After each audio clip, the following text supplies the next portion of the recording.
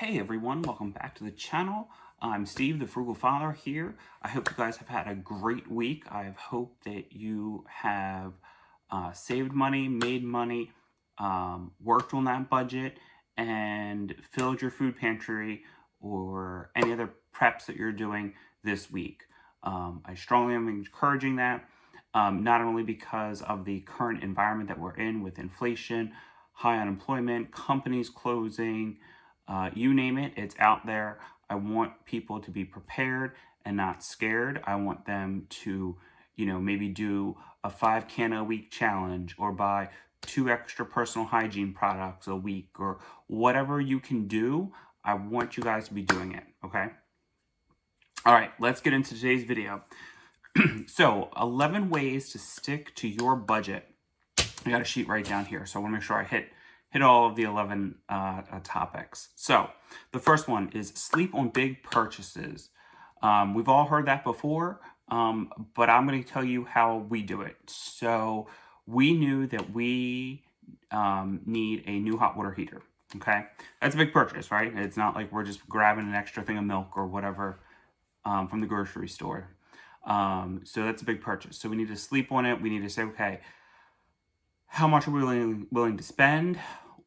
How many places are we going to go and compare pricing to? Are we going to do the work ourselves? So again, it's just not that impulse buy. It's we need to stop, we need to sleep on it, we need to say, does this make sense? Not only today, but in the future. So let's say you wanted to buy a second home or an RV or a new car, whatever it is. Really stop, let those emotions settle, let yourself try to get more logical, especially if you're not a logical person. Really think it out, plan it out, write out the pros and cons. Whatever is going to work for you, but don't just go and just spend that money, okay? Number 2 is never spend more than you have. I feel like that's the oldest saying in the book. I feel like my grandparents taught myself that. They taught my parents that. My parents did the same thing. It's how you're eventually going to owe more if you keep putting stuff on a credit card, or if you take out higher loans. You have a harder chance to default, especially if you're getting into a house that you can't afford, or evicted from an apartment that you're renting, that you lost your job, you don't have any savings, and your rent is $2,000 a month. So really just make sure that you're never spending more than you have. I know it's sometimes easier said than done because of inflation, but if you're not making enough income, then you have to make some sacrifices, some changes, or get a side hustle. I just did one this morning. If I dropped off my kids at school, I went to Target and I did 3 jobs all within 20 minutes. It was taking photos. That's all it was. Simple, easy, and I made some extra money. Number 3 is stick to a lower credit card limit. So credit cards always want to raise your limit, right? They want you to entice you to keep spending, so they're making money on that interest. Well, you need to change it. You need to make money on that and not pay that interest, and you need to make interest on a savings account or something else, a stock or another investment, but not keep raising that limit. So the limit is there to keep you sort of in rails, in control. So don't, if they say, oh, we're raising it $5,000, call them up and say, no, please keep my limit at $3,000 or whatever the case may be. Or if you're on a healing path with your budget and your credit cards and you want to lower your spending limit along the way, then lower it. Lower it, maybe if you want to only get it down to $1,000, get it down to $1,000. But really make sure that you're aware of if they're raising it, why, and you have control, they don't, to put that limit back to where you want it to be, okay? Budget to zero. That's a good one. We have to plan out every single dollar that we make and budgeting it to the very last penny, okay? Making sure that every line item that you spend money on is accounted for and that you can pay for, okay? If you have leftover money at the end of the month, great. Use that for savings. Use that for entertainment. Or if you have already categories for that, it should already be in your total budget, okay? So making sure that we budget every single dollar. We're not over stating our budget versus our income. Try no spend challenge. I love these things. We do them. We did it this year for a total of 3 months. And surprisingly, it wasn't that hard. You know, we kind of did it more in the winter time where we weren't as active, weather wasn't as nice. So we did it for January, February, and March, so 3 months. And it turned out to be very successful. It helped us actually save up for some summertime activities. And we put that money in that summertime account. And it's there and ready to use when we need it. Stop paying fees. Oh, that is a classic one. So don't go to the check cashing places. They're going to eat so much in fees. PayPal, if you're transferring money, I just did it today. I think it was like a 46 cents or $1 or whatever the fee amount was to transfer that day versus waiting 1 to 2 business days. I can wait 1 to 2 business days. I don't need that money immediately. I'm not in a dire situation. But again, even though it's a small amount, it's still a fee. Late fees, any type of fee, you really need to not be doing it. If you have to go to a bank and get a cashier's check or wire money or whatever it is, really understand the fee structure.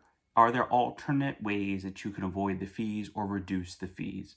So just really be mindful of those fees. They sneak in and they can get you quick. All right.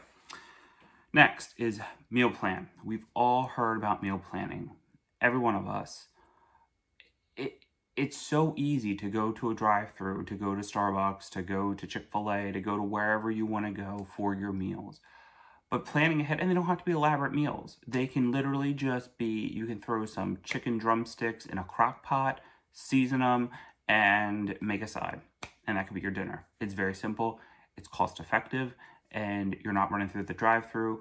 You know, spending probably for, let's just say for 4 people, easily $50, $40. I mean, stuff's pretty expensive out there. And I read online that there was a Big Mac meal. I think it was in California. That was like $17. It was something crazy. So really try to meal plan, guys.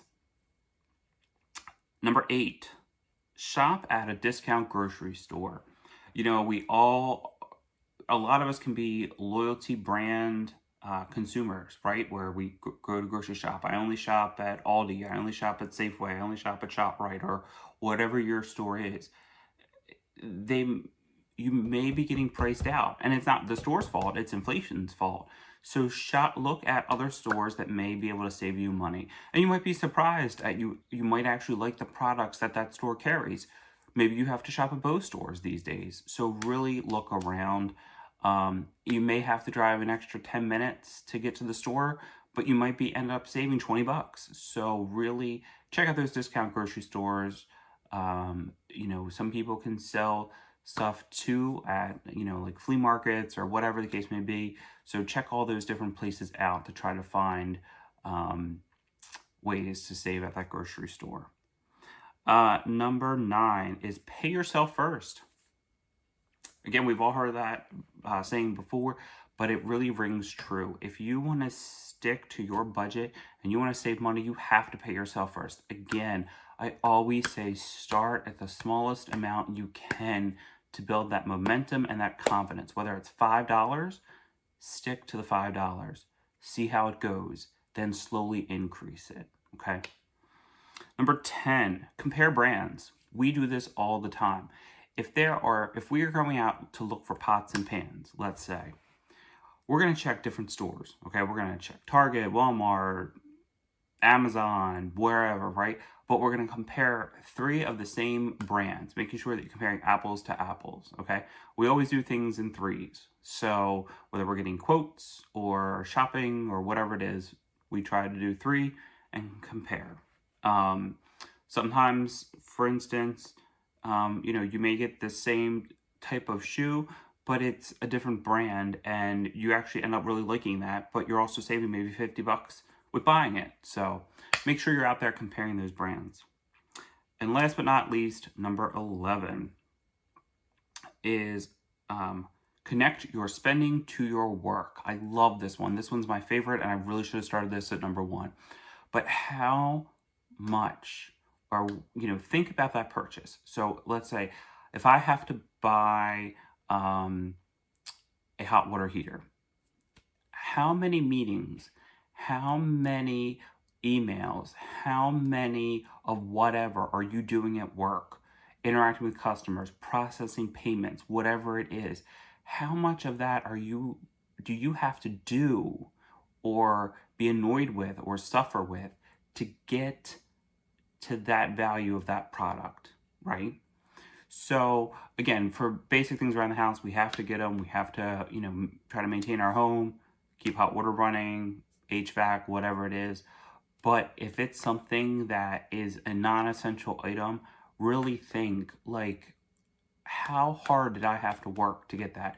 How much did I have to endure to get to that final dollar value? Okay. Well, guys, that's my 11 ways to stick to your budget. Hopefully you learned something. Hopefully I definitely got to put my perspective on it of how I look at these things and implement these things and do these things. Hopefully that you guys can do the same. I hope you guys have a great week. Please like, comment, share, and subscribe. That way we can get the information out to more people and to help them as well. So take care, guys, and I'll catch you in the next video.